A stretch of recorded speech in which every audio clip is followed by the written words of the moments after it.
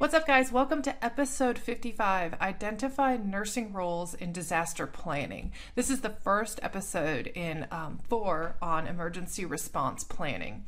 So nurses play a vital role in this because if a disaster occurs, we still have to take care of patients. And it's important for nurses to be involved in the planning because we got to tell people what we need to take care of patients. And actually, I have had the opportunity to sit in on some disaster planning meetings with kind of our disaster preparedness, task force people. It was very official. But they were wanting to know, hey, what do you need?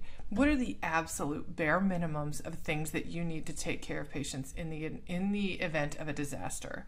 So, and how can we best work together to facilitate care for the patients in that event? So if you as a nurse, and an aspect of that too is making sure that you as the nurse are prepared at home and at work and in the community if this happens and you're at home and a disaster occurs and you got to get into work.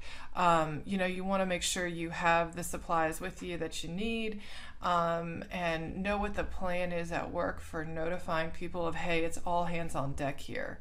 And it's important that you on your unit know what you will do.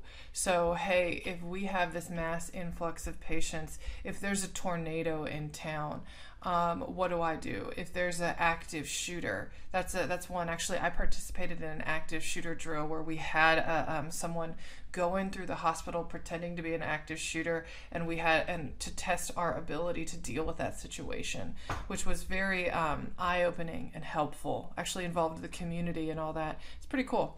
But you want to participate in drills, and actually you as the nurse can really help facilitate drills. So making sure that you have what you need to take care of patients safely if you basically don't have, maybe if you don't have power, or if you've got to evacuate your ICU, like what kinds of situations, you want to get the people out of the hospital that don't absolutely have to be there to survive, kind of thing.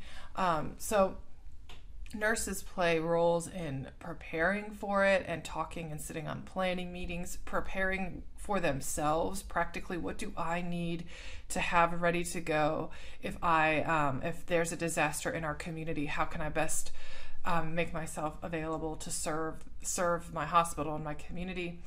And then also, what do I practically need to know on my unit, in my role at work, what I do in various disasters? So that's really, really helpful if the nurse can really sit in on planning meetings, because it's absolutely crucial to successful disaster management to have nurses at the table in those.